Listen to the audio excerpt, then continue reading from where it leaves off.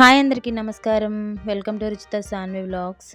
ఈరోజు మీకోసం వంకాయ పచ్చి రొయ్యలు ఎగిరి చూపిద్దామని వచ్చానండి.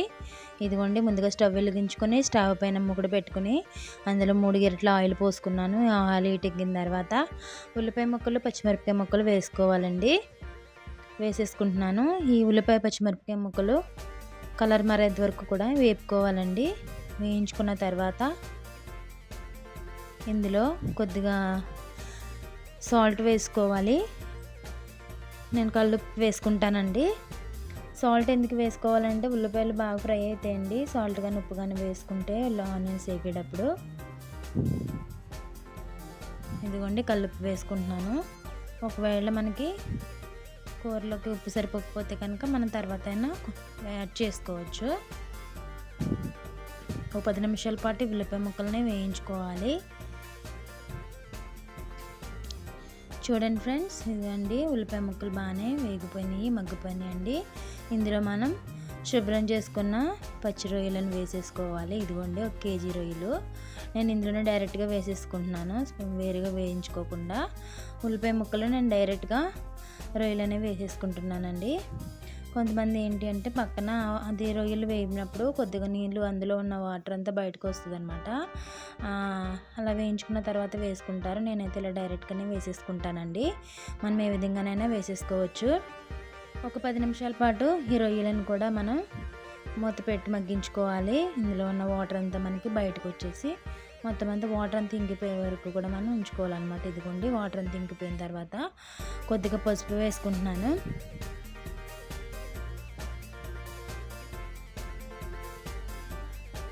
వేసేసుకున్నానండి. పసుపు వేసుకున్న తర్వాత చూడండి, వాటర్ వచ్చింది. వాటర్ మొత్తం కూడా ఇదిగోండి ఈ విధంగా ఇంకిపోవాలి.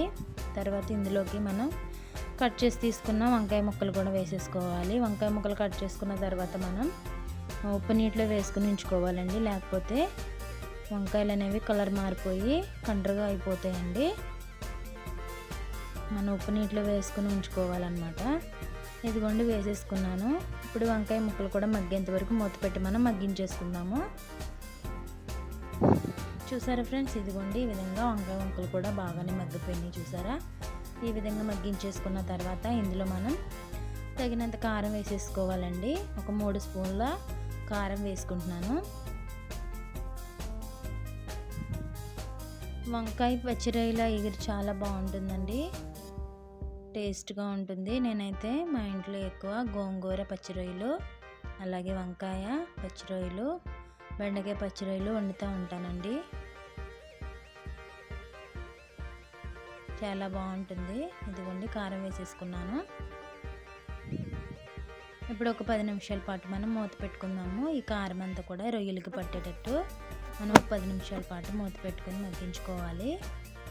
చూసారా ఫ్రెండ్స్, ఇదిగోండి మగ్గిపోయింది. ఆయిల్ మొత్తం పైకి వచ్చేసింది. చూసారా, ఈ పైకి తెల్లిన తర్వాత ఇందులో మనం తగినన్ని వాటర్ పోసుకోవాలండి.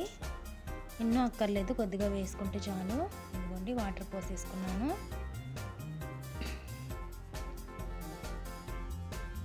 ఇప్పుడు మూత పెట్టేసుకుని మరొక 10 నిమిషాల పాటు మనం ఉడికించుకుందాము.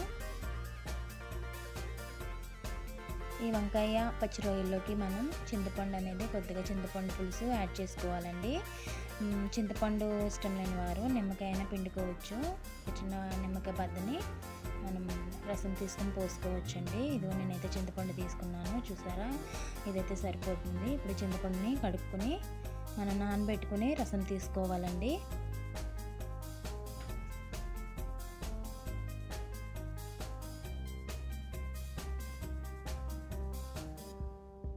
నానించేసుకున్నాను. చూసారా, కూర మొత్తం ఉడికిపోతుంది. ఇప్పుడు మనం చింతపండు రసాన్ని యాడ్ చేసుకుందాము.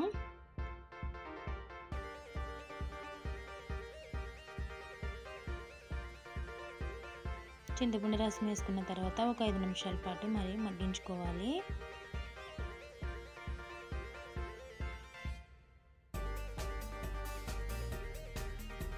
ఇదిగోండి, 5 నిమిషాల పాటు ఉడికిన తర్వాత మసాలా ముద్దండి ఇది 1 టీ స్పూను ధనియాలు, ఒక 1/2 టీ స్పూన్ గసగసాలు, ఒక 2 యాలక్కాయలు, ఒక 2 లవంగ మొక్క, 1 ఇంచు దాల్చిన చెక్క, కొద్దిగా జీలకర్ర, ఒక 4 వెల్లుల్లిపాయ రబ్బలు వేసుకుని మసాలా ముద్దగా నూరుకుని వేసుకుంటున్నానండి. నేనైతే పొడులు అనేవి వేసుకోనండి. నేను ఎప్పుడు కూడా అప్పటికప్పుడు నూరుకున్న మసాలాలే, నూరుకున్న అల్లం పేస్ట్ వాడుతూ ఉంటాను. ఇదిగోండి మసాలా వేసేసాను. ఇంకా ఉడికించేసుకుని ఒక 5 నిమిషాలు స్టవ్ ఆఫ్ చేసేసుకోవడమే. చూసారా ఎంత బాగుందో. మనకి రెడీ అయిపోయిందండి వంకాయ పచ్చి రొయ్యల ఇగురు. ఇంకా మనం ఫైనల్గా కొత్తిమీర చల్లేసుకుని స్టవ్ ఆఫ్ చేసేసుకోవడమేనండి. మీరు కూడా ఒకసారి ట్రై చేయండి ఫ్రెండ్స్, చాలా బాగుంటుంది. ఇదిగోండి కొత్తిమీర వేసేసుకున్నాము. ఇంకా స్టవ్ ఆఫ్ చేసేసుకోవడమే ఫ్రెండ్స్. ఇదిగోండి రెడీ అయిపోయింది వంకాయ పచ్చి రొయ్యల ఇగురు. నా వీడియో కనుక మీకు నచ్చినట్టుంటే లైక్ చేయండి ఫ్రెండ్స్. Bye bye.